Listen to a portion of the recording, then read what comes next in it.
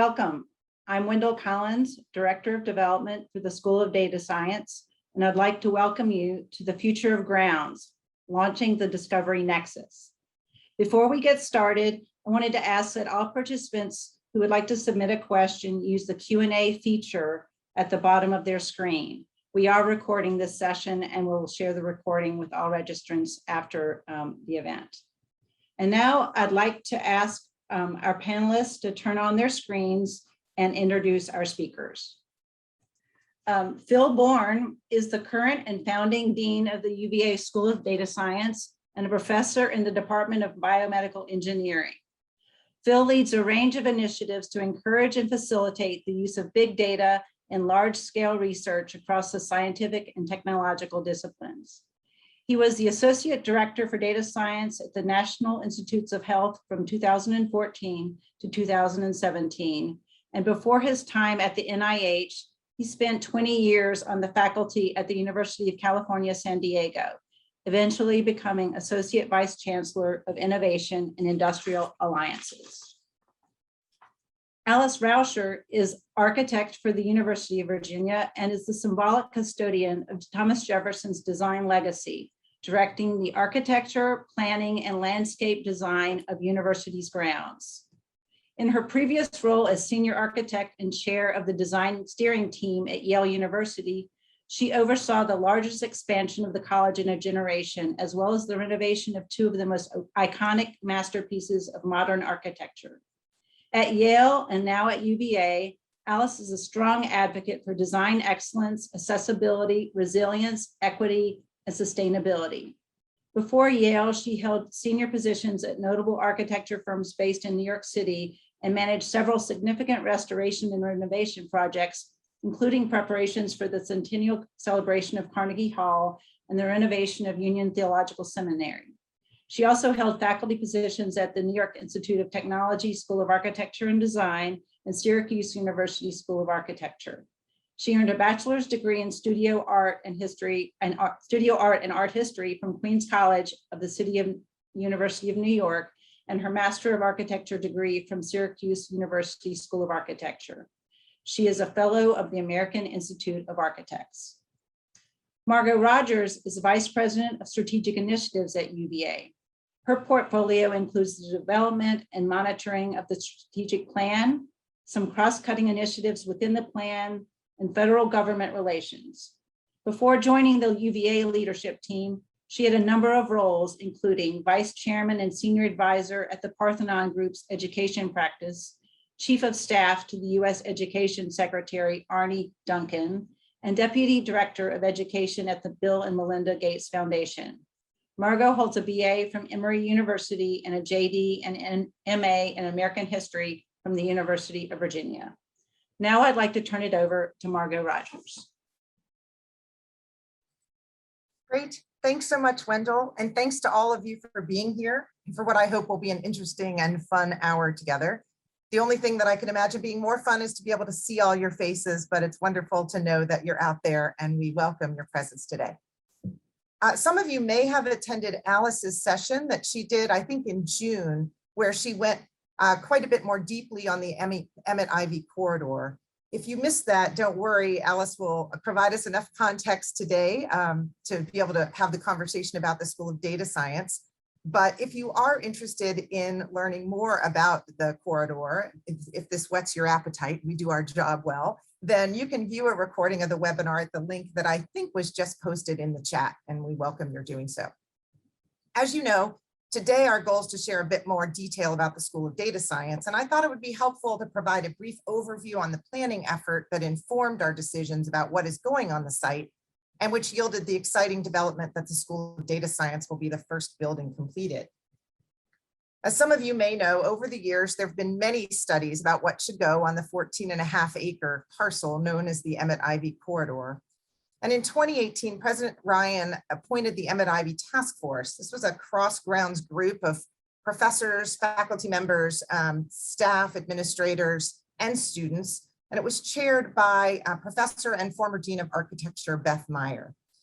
The president charged us with reviewing all the previous studies of the site and thinking about not just what could go on the site, but what really needed to go on the site. That is what made the most sense to be on Emmet-Ivy, as opposed to all the other places on and around grounds that we could locate various buildings and activities.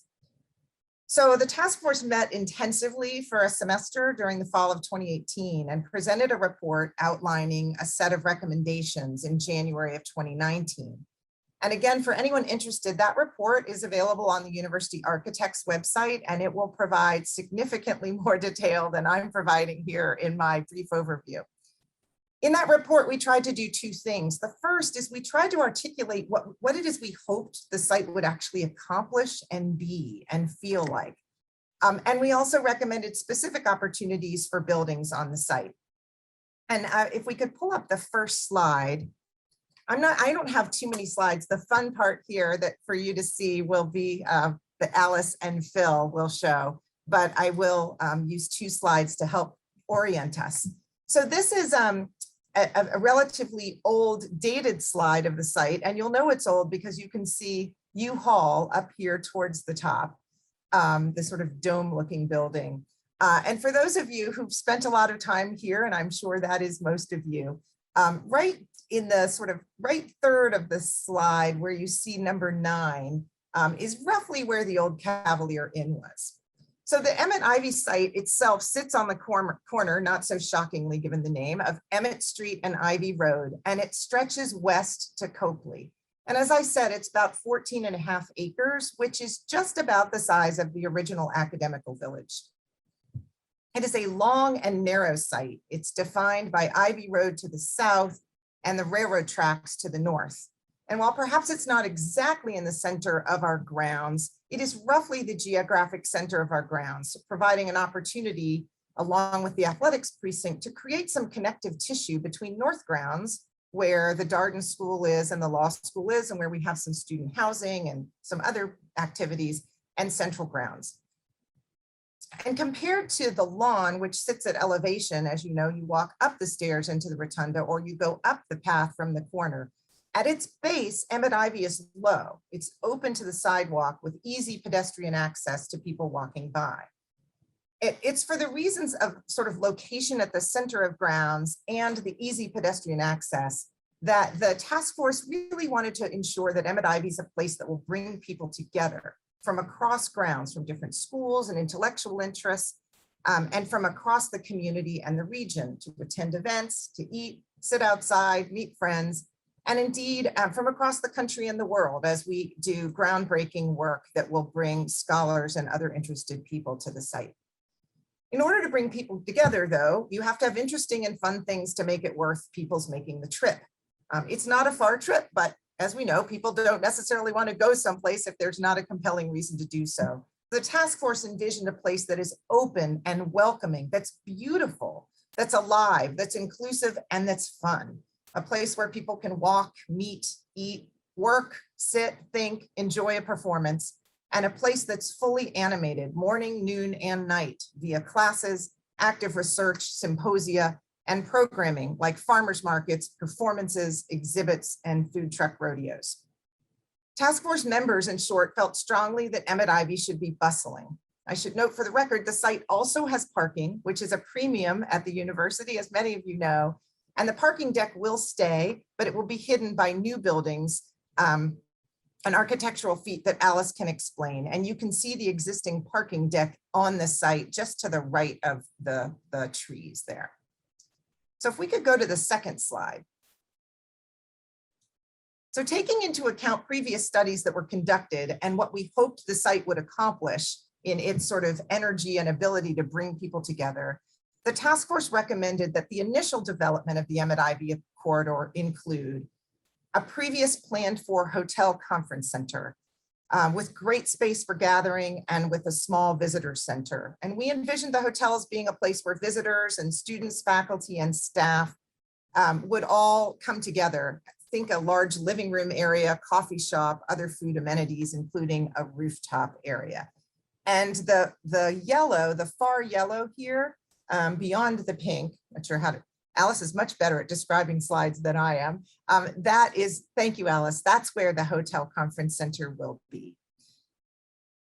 Secondly, a creativity nexus anchored by a Center for the Arts. And this is represented by pink on the slide. Here we imagined performance, exhibitions, research, teaching, and practice. A democracy nexus anchored by the Institute of Democracy, represented by orange on the sort of 2/3 of the way down the site there on the slide. We recently received an extraordinarily generous gift from Martha and Bruce Karsh, which the university will match in order to launch the Karsh Institute of Democracy. Building on great strength at the university, the Institute will foster participation and civil debate on issues of national importance, will support research, study, discussions of the underpinnings of democracy, and engage in public outreach focused on very practical impact and actions for students, citizens, policymakers, and leaders. And finally, what we're diving more deeply in today, the Discovery Nexus, anchored by the School of Data Science. This is represented by the blue on the slide, and Alice and Phil will go into much more detail in just a few minutes. These themes were not chosen randomly. While each of these themes encompasses areas where the university has made significant contributions and has significant contributions to continue to make in the broader world, the task force also felt strongly about the magic that could happen by having them co-located. For example, we've all witnessed emergent issues in the intersection of data and democracy, and for centuries, people have studied democracy and the arts. And by co-locating teaching, research, activities related to each of these themes, we maximize the potential that casual interactions will yield new and exciting conversations and discoveries. And we position the university to be on the cutting edge of emergent fields, as data science is, in fact, and Phil will talk more about that. Each building at Emmet-Ivy then will have public space. So just as we talk about wanting the site to be open, we want there to be places in these buildings where people are able to go. And so the yellow places on the slides indicate just symbolically, not precise locations of public spaces in each of these buildings. And we envision galleries, places where the public can engage with the work, eateries or other retail. And the site will have wonderful, inviting outdoor space for visitors to enjoy along a central green with a stream, seasonal plantings coordinated with peak times in the university calendar. So I hope that gives you a sense of kind of how we went about this process and about how excited we are with the progress that we've made on the site so far. And before I get too over my skis and start talking about actual buildings and design, and we have 3 buildings in various stages of design, I will pass the mic over to Alice Raucher, the university architect and the expert in this regard. You think I'd be expert at this by now. Thanks so much, Margot, and it's a real pleasure to be here this afternoon. I'd like to touch on some of the overarching goals we had for the development of the Emmet-Ivy corridor, as you know, just to supplement some of the things that Margot said, which were set forth by the Board of Visitors in 2015 to enhance the connection of the area within the overall university, while providing an opportunity for interaction with the Charlottesville community, to maximize the green space potential for community benefit and aesthetic enhancement of a major university entrance, to accommodate current transportation, parking, and stormwater functions on site while developing each to its maximum potential, to optimize economically viable development and other university support activities within the site redevelopment, and to provide appropriate screening of the parking garage.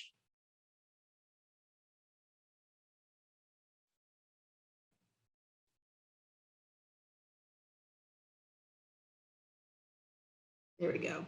So when we started thinking about this site 6 years ago, this was the view of the Emmet-Ivy intersection.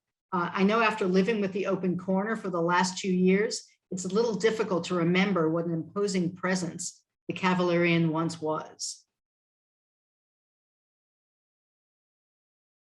The design of the corner green is meant to provide a welcoming gathering space for the university and the broader communities.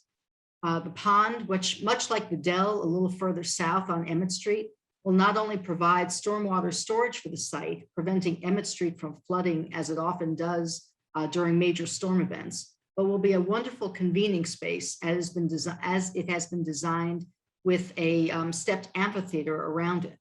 I think it'll become another one of our really great outdoor spaces here on grounds. The central linear green is the organizer of the site, a working landscape, if you will, created by the existing stream on the site and providing stormwater storage, as I mentioned. The green's dimensions are not so dissimilar from the lawn, but as Margot alluded to, while the lawn is high and dry, this site, because of its relative elevation to the lawn, is low and wet. So you all know as I do that our beautiful landscape on grounds is a differentiator for us. And our goal in the design of this new district is to make sure that it too will look beautiful in all seasons. As a result, our planting palette is robust with a specific focus on seasonal plantings for late spring to make sure we'll have beautiful color for graduation. There's a planting palette for late summer when the students will be returning to grounds. A palette for late fall with color for the holidays. And we're even planning for it to look beautiful during the occasional Charlottesville snow. So with regard to the building specifically, the first site that will be developed will be for the new School of Data Science, the reason we're here today, a prominent site fronting the corner green.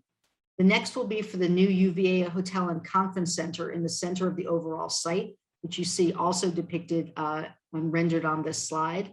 And as you are aware, and Margot just reinforced, the university received a substantial, wonderful gift to develop the new Institute of Democracy, which we're just kicking off. The site that you see here on the slide will be the site for the Institute of Democracy and will be directly adjacent to the Hotel and Conference Center. And it will end the visual axis of the linear green. And as Margot mentioned, a high priority for the university in the development of the Emmet-Ivy corridor is ensuring active pedestrian and community activity. This X-ray sort of diagram of the site shows how we've located the public-facing program of the proposed buildings to be adjacent to the exterior civic spaces of both the amphitheater around the pond, the connecting 20-foot wide pedestrian promenade, and the hotel's arrival court adjacent to the Institute for Democracy. So we're so excited to see how this district develops over the years and becomes an important place for the university and the broader community, especially with the groundbreaking of the School of Data Science this fall. With this overview, it is a good segue to turn this over to Dean Bourne. Bill? Yes, thank you, Alice, and thank you, Margot and Wendell, for the introductions. Let me just say a few words to begin with. First of all, it is the School of Data Science second birthday this week. It's not the terrible twos, it's actually much better than that.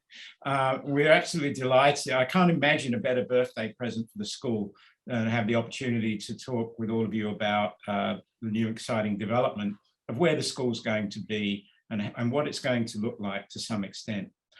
I'm not going to get into the whole notion of data science here, except to tie it into the notion of the building itself. And I'll do that in a second by, but I want to start by really thanking everybody who's been involved in this process. It's been one of the most fun processes I've been involved in as you can see, a long career. The architects, not our university architects, but the architectural firms who've helped us actually said they'd never seen a customer that was so engaged in the process. I don't know whether that was a compliment or a slight, but in any case, everyone in the school, which is a mantra by which we operate, has been involved in the design of what you're about to see. And I'm really proud of their efforts. So data science sort of transcends across every imaginable discipline. And therefore, it's important that as we put a stake in the ground, that in fact, we're in touch with all these disciplines. And you've heard, certainly from Margot and Alice, that that's really taking place. We call ourselves a school without walls, which is a bit ironic when I'm about to show you a building. But nevertheless, we've designed it with the intent to be as open and transparent and really conform to a whole series of objectives and goals that we have for ourselves as a school that really does speak to the openness and the interdisciplinarity of everything we do. I can't go any further without acknowledging the fact that we wouldn't be sitting here today, at least I wouldn't, talking about a building, if it wasn't for the generosity of Jaffrey and Merrill Woodruff and the Quantitative Foundation, which is located here in Charlottesville. They have underwritten the cost of the building. For that, we are exceedingly grateful. So without further ado, let me take you for a little walk through the building. In the tradition of data science, of course, it's not real, it's all virtual. Can we bring that up, please? So this is available on our website as well, and I'm sure the link will pop up shortly. But here's a view moving in from essentially the rotunda at the back of you, moving on Ivy Road to the front of the building, which you saw in the projections that Alice showed. Now we're moving around past the pond, freshwater pond, and across these walkways, which I think will create a lot of really interesting scenery to the northern side of the building. And you can see that there's a lot of openness within that building. And then we move around, in the bottom corner there is the corporate commons. This is an area where, if we could just stop it for a moment, where we're really looking, part of our mantra is really developing with the private sector and translating a lot of what we do in data science to real product that has societal benefit. And having a commons area where we'll encourage corporate partnership is a big part of this. We can continue, thank you. So we're swinging now, looking, let's see, eastwards. And you can see that there's a lot of open space, a lot of collaborative space. Now we're looking as if we were looking from Ivy Road, as you're sitting at the traffic light there. And you can see into our classroom space. And I'll say more about that in a moment. And we're swinging around now back to the front of the building, where we've really tried to, and Alice should speak to this, but maintain the aesthetics in a modern way for what we want the university to look like in a new footprint. So we're now approaching the front of the building, and we're, part of this, the patio area out the front, the side around the pond. The whole idea is to enable people to actually feel like they're part of our building. So this is coming into the foyer, the welcome area. We're actually commissioning, I'll say a bit more about that in a second. So this is the Capital One open lecture space. There's actually 2 floors of this. Lots of, you can see, audio-visual capability, which you would expect. On the left-hand side here is our open lab, where we develop products, hardware, software products, completely open to the community. Moving up to the 2nd floor, you can see we have the skylight and open area all the way to the roof of the 4th-story building. Again, lots of collaborative open space as we move, as the students will, into our classrooms here on the 2nd floor.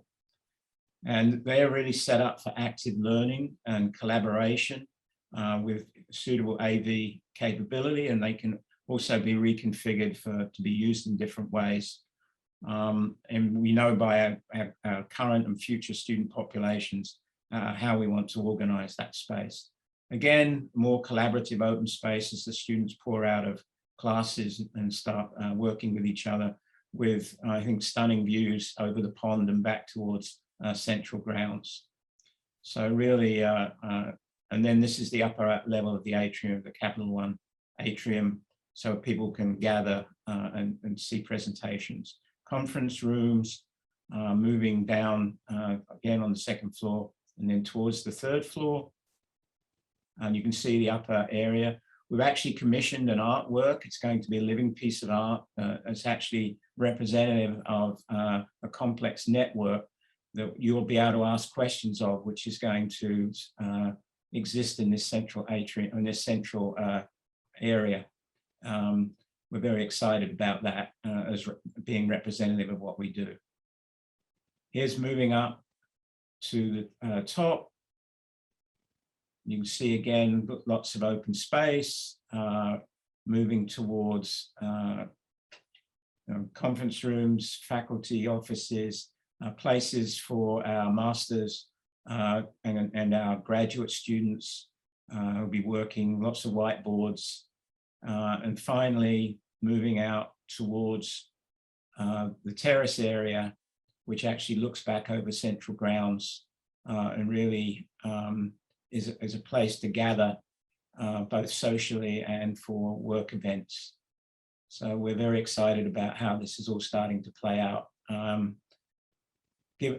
Presently, we're located in 3 points around grounds, and it'd be very nice for us to consolidate in a single area and really invite both our community, our UVA community, but also our Charlottesville community and beyond into our world of data science, which is clearly such an important part of the future for all of us.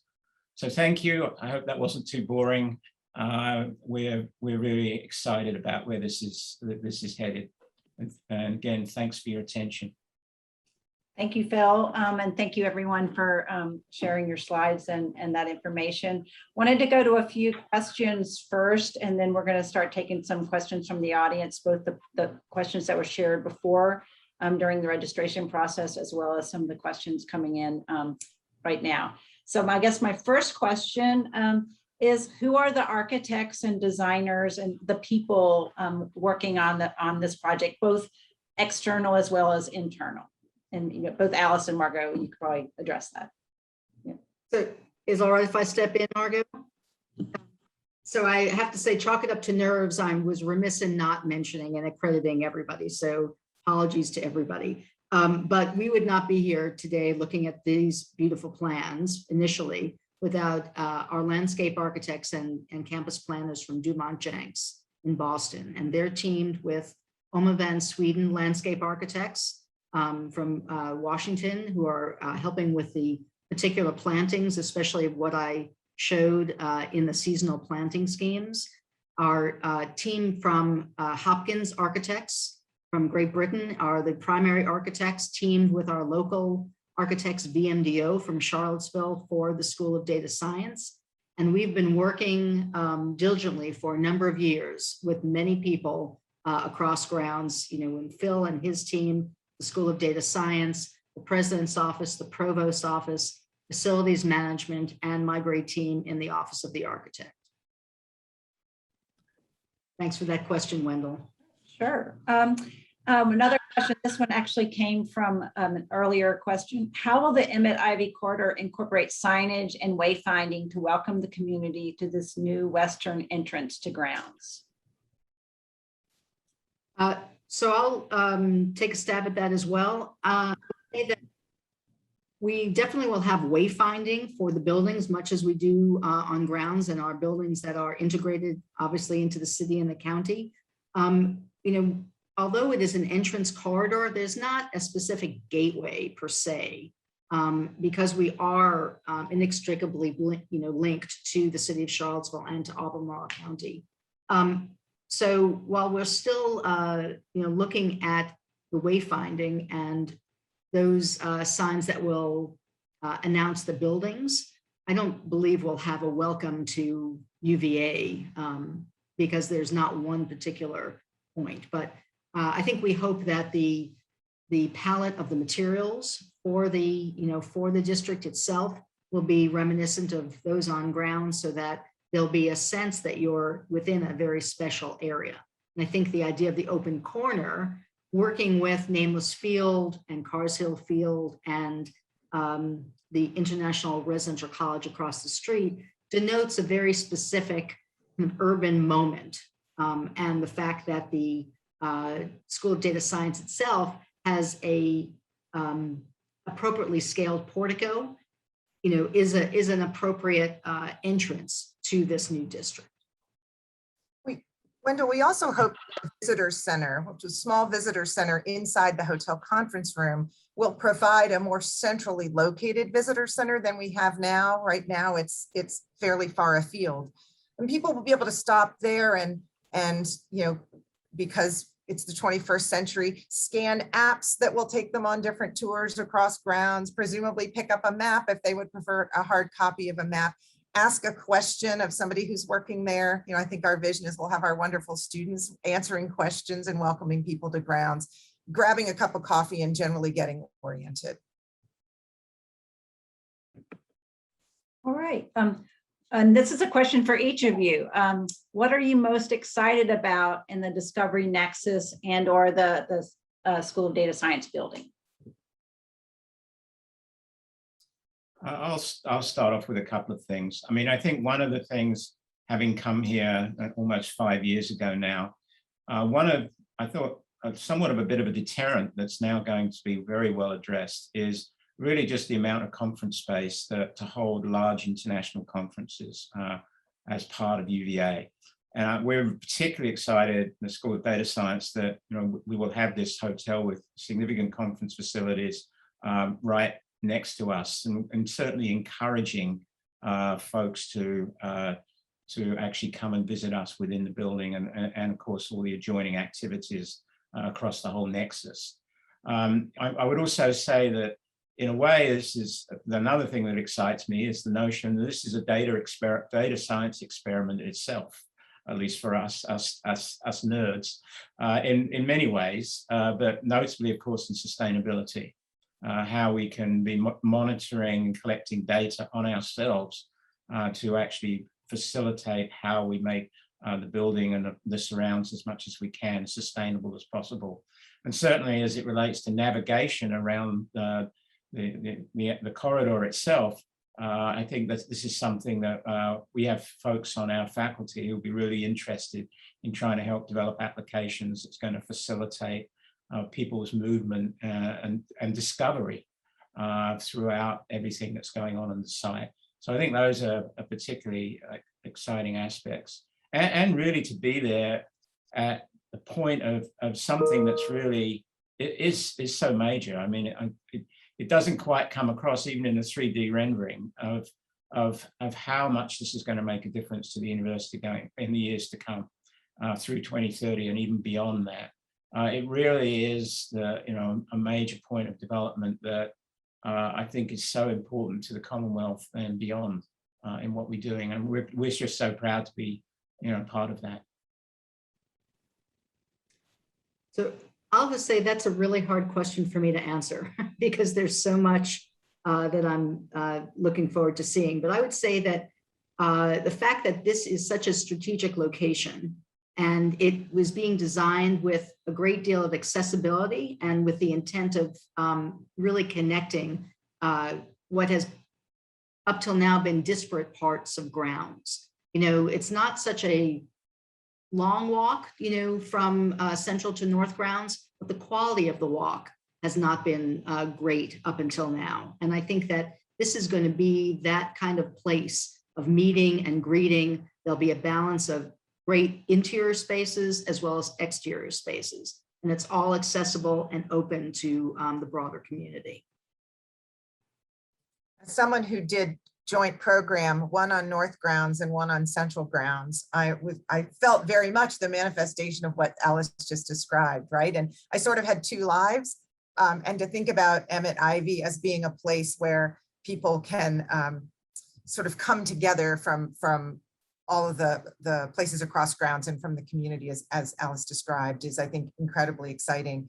I'm really excited to see the magic happen. And I know I use that phrase and it's a little bit corny, but truly, I think bringing together people who are doing such active research, if you think about performing arts and data science and democracy, they all require action, right? And to think about those people coming together and to see what happens as a result, I think will be extraordinary over the coming decades. So you can probably tell we're all excited about it all, but I think it's just really terrific to get going, and I can't wait to see what it yields when I'm 25 years hence see what has emerged as a result of the co-location of these academic sort of areas.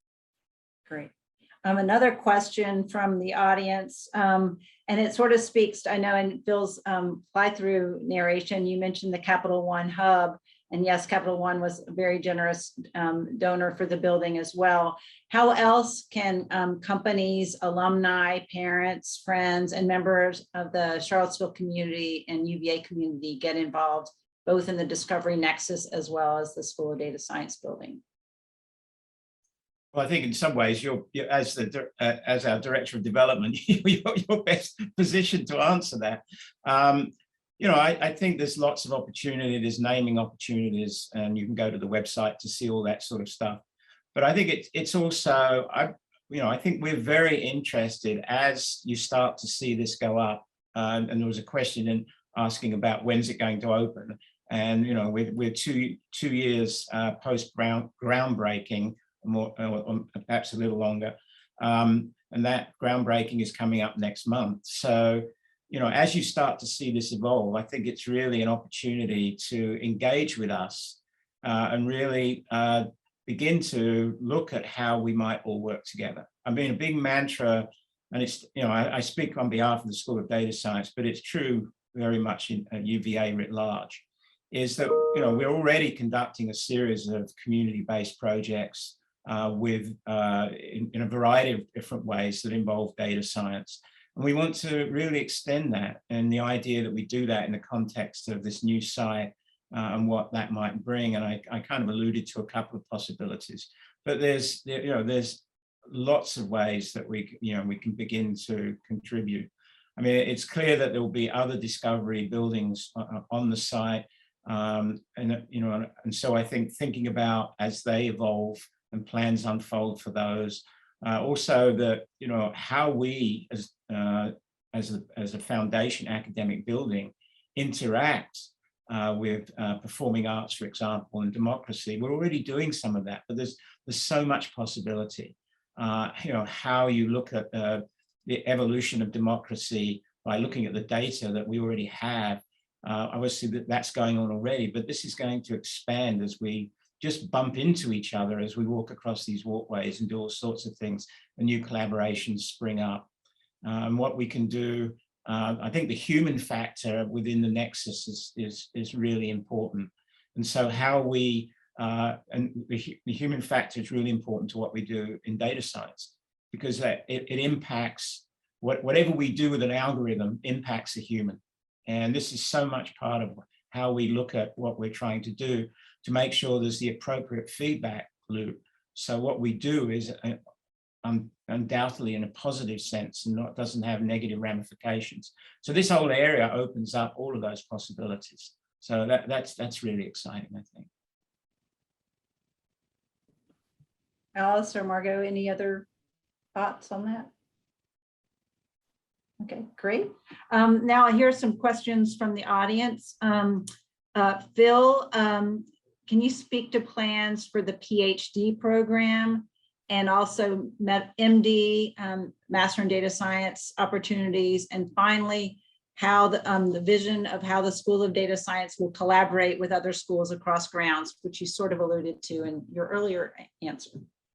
Yeah, let me just quickly talk about the state of the school as it relates to the students and the programs.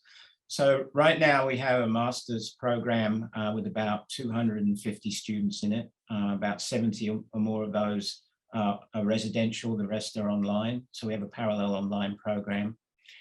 We have at the moment about 170 students taking an undergraduate minor in data science. And frankly, we have to lock the door because they're clamoring to get into these classes. And so really our growth is going to be defined by the rate at which we can hire high quality faculty. And we've allowed for some of that within the context of the new building, of course. The PhD program, here I am. This is currently before Chev, which is the state body that approves PhD programs. We're hopeful that approval will come very soon, and we will begin with our PhD program. So all of these, so under a a 4-year undergraduate degree is also in the works. And our very ambitious young faculty tell me that they're going to be ready to put this before the University Faculty Senate by sometime probably by the middle of next year. We'll see how that goes, but clearly that's on the cards as well. So we're going to have a very vibrant set of students and faculty occupying this space. Next question, Alice, we've been getting a lot of questions around sustainability, LEED certification, stormwater runoff. And so I guess in big picture, how is sustainability embedded into the vision of the architect's office, both the buildings as well as in the landscaping? That's a great question. Thank you.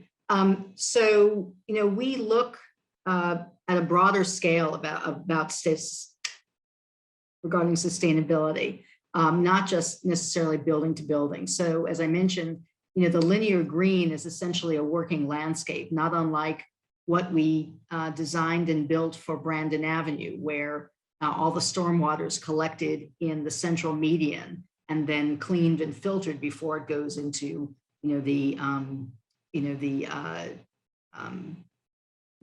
towards the Chesapeake ultimately. But so the vision for the Ivy Corridor was based upon this idea of being a whole district, a sustainable district, so that all the buildings will use the central stormwater pond as a way of dealing with the stormwater coming from the structures themselves.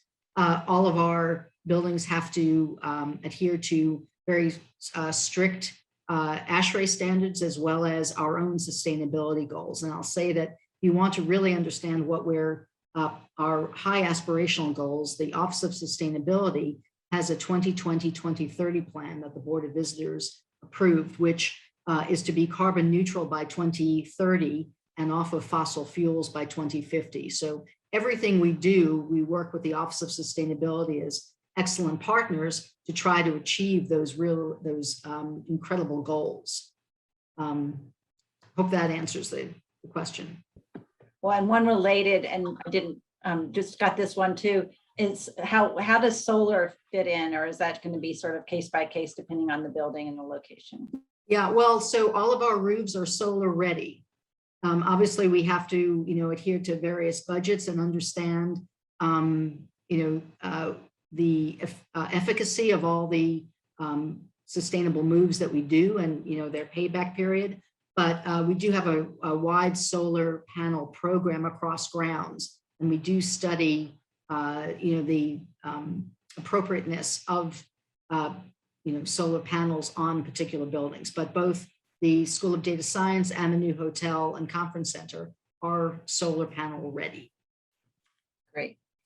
Margot, you mentioned earlier a little bit about the Arts and Creative Nexus. A couple of questions around possibility of performing arts center in that space, and also a new question in terms of how the museums across grounds, Fralin and then Kluge and Pantops, will they have any sort of presence in this space or partnerships? Right, thanks so much, Wendell, and to all of you, those are great questions and ones that we've been spending a fair amount of time talking about. So as you may know, the strategic plan has Emmet-Ivy as one of its 10 initiatives. And within that, it describes the nexuses, it's a mouthful, and specifically says that if we're able to raise money for a Center for the Performing Arts, that it would be the anchor for the creativity nexus. And we're very much in that process of raising money for the creativity nexus. I think a couple of things. One, a whole study was done to look at what size a performing arts hall we would need, and in terms of filling a gap in the community now and looking at other venues that UVA has. Right now, a whole lot of acts go from Richmond to Roanoke, and they skip us altogether because Charlottesville doesn't have the right size venue for certain kinds of performances. So it'd be a real contribution, we think, not only to the to the Charlottesville area and to the university, but also to the region, to have the right size performance hall that we can attract those kinds of performances so that school children and people from around the region can attend. So that's something we're very much committed to. By the same token, we don't want to build something that is dark 4 to 5 nights a week and during the days, because that's really antithetical to what we envision Emmet-Ivy as being as a whole.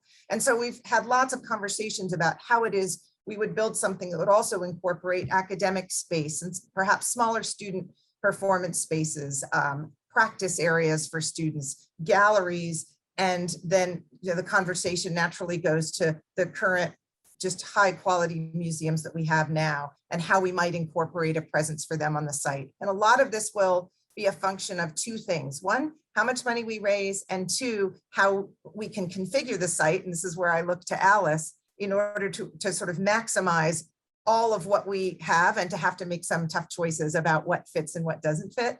But all of those things are very much a part of the conversation. And I'm excited. That's sort of the 4th anchor, right? We've kind of got the hotel conference center. We've data science, as you've heard, is well underway. Democracy Institute is now in conversations about design, and the Creativity Nexus is the next one. So thanks so much for the question. And Alice, I don't know if you want to add anything. No, I think Margot, you captured it exactly right. Thanks. Great. Okay. Another question. How will the School of Data Science be able to grow as a result of this new space in terms of faculty, staff, and students? Yeah, that's certainly a good question. We are somewhat distributed at the moment, as I mentioned already. And while we'll have this central nexus point, we also see ourselves as a point of exchange of best practices across with all of the other schools, and what we can contribute to the work that goes on in other schools.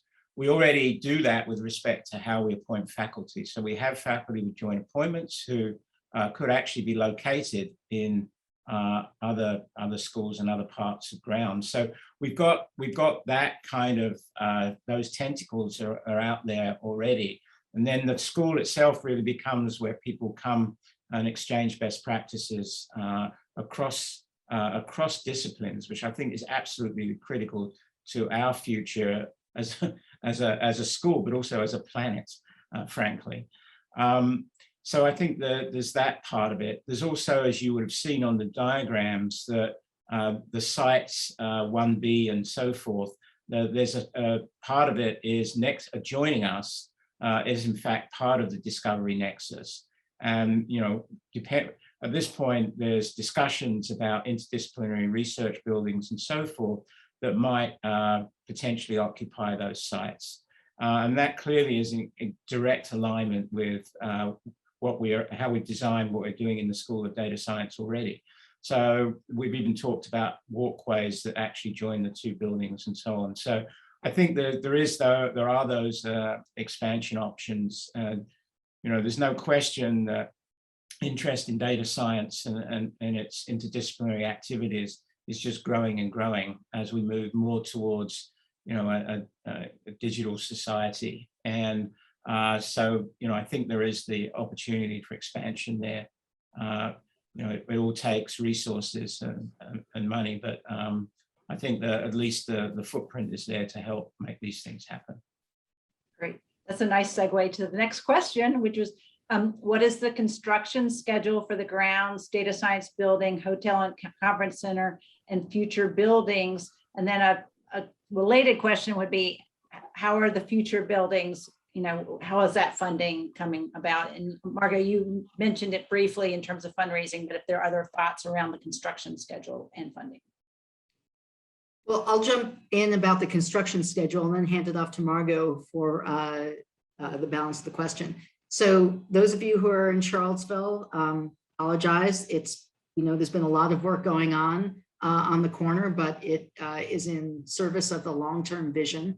The work you see currently going on is called the public realm phase. It is widening the sidewalks, it's undergrounding utilities, it's creating a wide tree lawn, lining Ivy Road in particular. So the final vision of what this is going to be like in terms of landscape and pedestrian access is going to be quite an improvement and quite extraordinary. The School of Data Science is breaking ground this fall, and as Phil mentioned, will take approximately 2 years to complete. The Hotel and Conference Center, we're hoping to break ground on that in the winter of 2022, and that too will take about 2 years to complete. The city, we've been collaborating with the city of Charlottesville on what we call the smart scale streetscape improvement along Emmett Street, which also will create dedicated bike lanes, improved intersection crossings, wider sidewalks, tree lawn, and a tunnel under the railroad embankment, which will make pedestrian connection up along Emmett Street much safer and much more comfortable. And that is anticipated to begin probably mid to late 2022. And then finally, we're just starting with the selection of architects for the Institute for Democracy, but we will be finished with that, with an aim to be finished by 2026, if not before, if that helps. So Margot, I'll turn it over to you for the future vision. Well, the only thing I'll add is that we really did talk about these 4 areas and the anchor buildings for each of these 4 areas. And it would be our hope. I know I talked about coming back in 25 years, but that's to sort of see all the research and amazing things that have happened as a function of this site being done. I mean, I think this first wave of construction, Alice, it would be our hope that we can get performing arts and the Arts Nexus funded, and then on a timeline just trailing the Democracy Institute. So I think for all of us who live here, we will have to put up with some construction, but I hope that by seeing the renderings of what those initial buildings will look like on the backside, it makes us all optimistic about the places that we'll be able to gather and have a cup of coffee down the road. You mentioned, Alice, the tunnel, and one question is, are there any plans for a pedestrian bridge? So, we really want to increase the connectivity, right, from this area over to the athletics area and to North Grounds. So there is in the master plan an idea to connect from the garage over to the athletics district. There's not funding for that at the moment, but it does, we're reserving the location for that. Again, I just want to emphasize that the walk up Ivy Road and then through the green of the Emmet-Ivy corridor will be something that we have not anticipated before. So, it's quite possible that the need for bridges, which are, complicated and expensive, may go away after a certain point. But to be sure, we are reserving, that space. And the improvements of the intersection itself, we're working with the city of Charlottesville on the crosswalks, on reconfiguring the corners of the intersection. They are working on the signalization syncopation so that it's going to be a much safer condition than currently exists. Great. I wanted to touch base, one question from audience member around open hardware lab, collaborative software and development within the School of Data Science. And Phil, you showed us the open hardware lab as part of the tour. Could you speak a little bit to sort of, why is openness and open data and responsible data science a part of the School of Data Science's vision, and how would that lab sort of play a role in connecting the community there? Yeah, no, it's a very good question. I mean, I think, frankly, data science would not exist, and much of the revolution we're seeing as a result of data science would not happen if it wasn't for open and public data sets that really, in fact, virtually all of the projects that we do with our students involve open data. Traditionally, up until this point, much of that data has been, in the public domain. But now we're getting to the point where we're actually starting to generate our own data. So you can imagine that, for example, from very cheap and inexpensive low-powered sensors that enable you to do all sorts of things like monitoring traffic, So just to make up a scenario, the idea that we have sensors that are monitoring how pedestrians move around the corridor would help as we build out the design. And you can imagine that that data is collected, it comes back to the open lab. There are students working in there who are writing and sharing software in a completely open way. I think that's one of the things that I'm proudest of in the school is that all of the faculty have signed on to an open mandate that all the research products that they produce are going to be open and available within the public domain. That's not to say that things don't get commercialized, but they start from an open source version, which actually only helps to build products and create services. So I think we're very excited about that. UVA has become a bit of an exemplar for that because these policies have been, or I should say these guidelines around openness have been adopted by the whole faculty senate across the university. So I think the future looks very bright there, and I'm very excited about that. Great. All right. Well, unfortunately, we are out of time, but I'm glad we were able to host this insightful cross grounds presentation for you all today. I want to thank Dean Phil Bourne, Alice Raucher, and Margot Rogers for sharing their time and expertise with all of us. And I want to thank everyone in the audience for joining us and submitting such great questions. If we weren't able to get to your question and were able to respond via email, stay tuned. And there will be a recording shared as well. And as Margot and Alice mentioned earlier, we will also be happy to share Alice's previous talk with Lifetime Learning. To mark your calendars for our next talk, we host a First Friday webinar series with corporate partners of the School of Data Science. And on October 1st at noon, we'll have a conversation with Abjeet Bose, who runs for the Center for Machine Learning at Capital One of our major corporate partners and the namer of the Capital One Hub. I hope you can join us and feel free to email me or go to our website for more details. I'd also like to thank the university's Office of Engagement for supporting today's program. Have a great rest of your day, and this will conclude the webinar.